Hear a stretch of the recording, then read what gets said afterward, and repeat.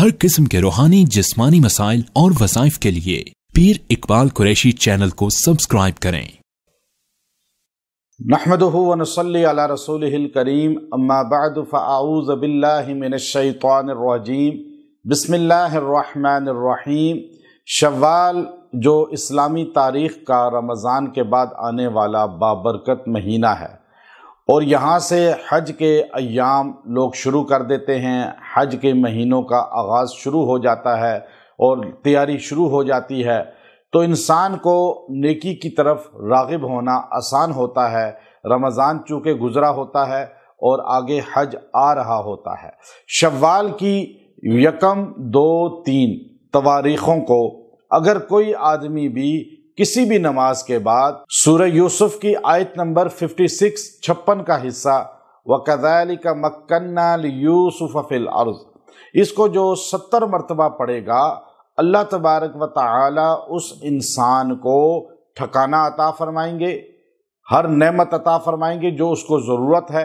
चाहे वो मकान की ज़रूरत है, चाहे वो इंसान को गाड़ी की ज़रूरत है, नौकरी की ज़रूरत है, रिश्ते की ज़रूरत है या कारोबार की ज़रूरत है, किसी भी मामले में उलझाव है और वो उलझाव ख़त्म नहीं हो रहा और इंसान परेशानी का शिकार है, तो शव्वाल के 1, 2, 3 तारीख़ों में ये ख़ास तारीख़ें हैं और ईद के दिन भी होते हैं।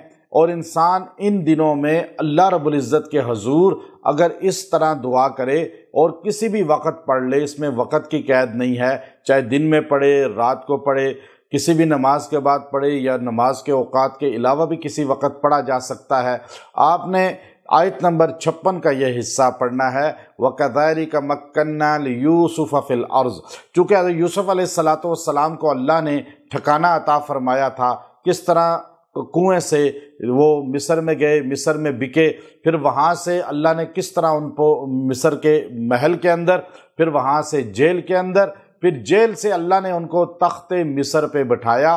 तो इसको अल्लाह ने इन अल्फाज में बयान किया कि मैंने हुकूमत भी दी यूसुफ अलैहिस्सलाम को, कहाँ कुएं के अंदर फेंका गया, कहाँ जेल से होते हुए बिकते बिकाते आप तख्ते मिस्र पे बैठ गए। तो वकज़ालिका मक्कन्ना लियूसुफ फिल अर्ज़, जो बिल्कुल जो है तन्हा हो चुका हो, परेशानियों का शिकार हो चुका हो, बीमारियों का शिकार हो चुका हो, तो वो इन 3 तारीख़ों में ये रोज़ाना पढ़े, शवाल की यकम, 2, 3 को। इंशाअल्लाह अल्लाह तबारक व तआला उसको ठिकाना भी देंगे, उसको नेमत भी देंगे, जो उसमें कमी है अल्लाह उसको दूर फरमा देंगे और अल्लाह तबारक व तआला उसको उरूज अता फरमाएंगे। और जो बेसहारा है अल्लाह उसको सहारा अता फरमाएगा।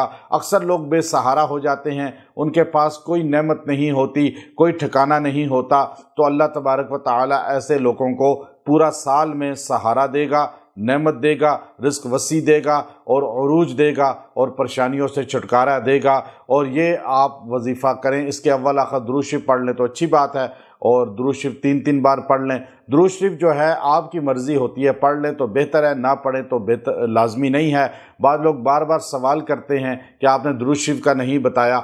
दुरूद शरीफ अफजल इबादत है और आप किसी भी अमल से पहले पढ़ लेंगे तो बेहतर होगा, अगर नहीं पढ़ेंगे तो उसका जुज़ नहीं है। व आखिर दावाना अनिल हम्दुलिल्लाहि रब्बिल आलमीन।